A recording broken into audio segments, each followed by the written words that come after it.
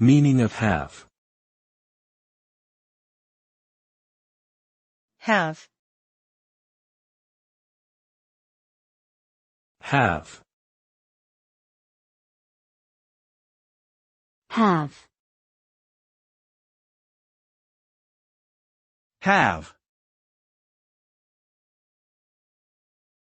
Have is a versatile verb with multiple meanings. It can indicate possession, as in I have a cat.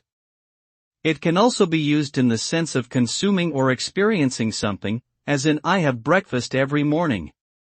Additionally, have can be used to form various verb tenses, such as the present perfect, I have finished my work, or the past perfect, I had already eaten when you arrived.